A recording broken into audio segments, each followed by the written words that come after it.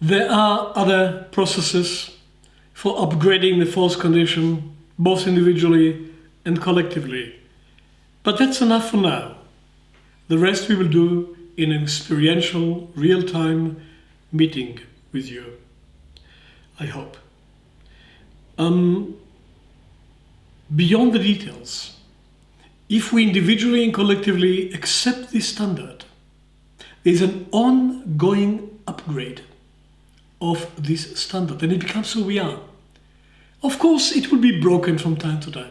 Of course, from time to time, an individual and the collective will push and think that they know the only truth. Of course, from time to time, there will be cowardice, and people will be afraid to speak and later on complain about what was decided. Of course, you'll have these extremes. But if there's a contract about it, if there's an acceptance that this is how we live, this is who we are, we correct it according to this ideal. We constantly live up to this ideal and educate ourselves. It becomes a form of self-education for the individuals involved and for the group as a whole. And this can make a powerful difference in the transition from crisis management to civil society management. Talking about civil society, the fourth condition is the foundation of civil society. We just survived a century with many, many local wars, but without a world war. The world wars of this world finished with a contract in 1947-48, when all the nations of the world were so exhausted of fighting that decided this must stop. What was the stop? We talk. Assembly of the United Nations, which was declared on 1947 and agreed on 1948, in which all the nations of the world were welcome, even those from two sides of a war zone.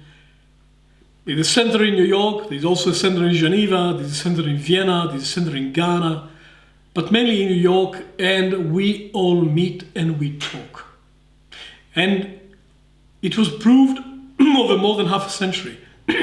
The more we talk, the less we shoot. And then in the assembly, everybody has a vote. A nation of 500,000 people like Kosovo and Montenegro, and a nation of 1 billion people like China, they've got equal voice. All realities have to be acknowledged. Yes, it has limited power. There's a Security Council that make binding decisions.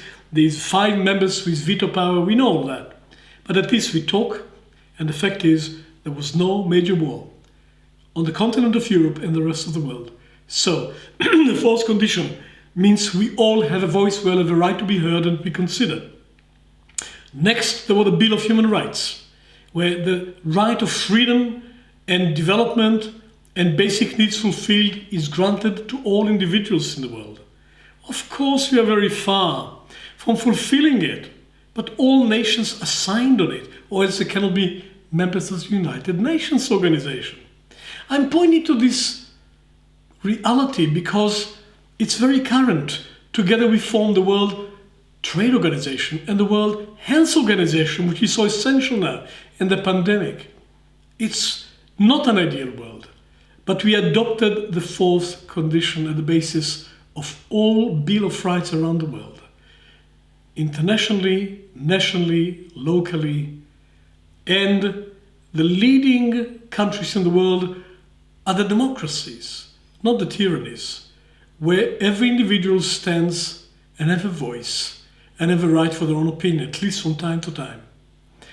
Well, I want to say that humanity reached the point when we are ready for the fourth condition. We are not anymore in Louis XIV's state of les têtes de moi, or the warlords of all the tribes of the world. We've got a contract. We strive to upgrade it, but we have something to live up to. Organizations that don't have this culture, they are wasting enormous amount of energy on crisis. And crisis is a very expensive way to manage. And also, they are wasting the collective intelligence, because really when you listen to everybody, there's something to learn from everybody. And the collective intelligence is always greater than the individual one, if you only listen to it. And a greater identity is descending, is arriving to a collective that live up to the fourth condition. I could speak more about the effect it has on marriages, on parenthood, on community building, on workplaces, on neighborhood. Whichever way you go, the moving forward, the evolutionary trajectory is towards the fourth condition. Respect to all realities, listening to all realities, negotiating, and arriving to something which is the closest to what brings us together. Now, the fourth condition cannot live in isolation because, as many managers would point even at that point and have pointed, hang on a moment, decisions have to be made. If we become a talking shop for hours and everybody has a freedom to have their own opinion, how do we act together? And it's absolutely right. The extreme of the fourth condition is total democracy. Well then, how do we act together? Therefore, there is a fifth condition, of which I will speak in details in the next seminar and in the next video. But I have to bring it here because the fourth condition has a limit, which is decisions will have to be made. And we establish and upgrade a process of decision making, both individually and collectively. And before we enter the procedures of the fourth condition, we all know we have a contract as to how do we make decisions together. And when a group of people know that they have a way to make a decision, then they can have a free discussion. And without it, there is fear and the intention to control outcome. But if we know we will make decisions consciously according to how we decided to make decisions, conversation is free. All opinions are welcome because the time comes and we will decide. How to decide? Talk about it next time. But we will decide.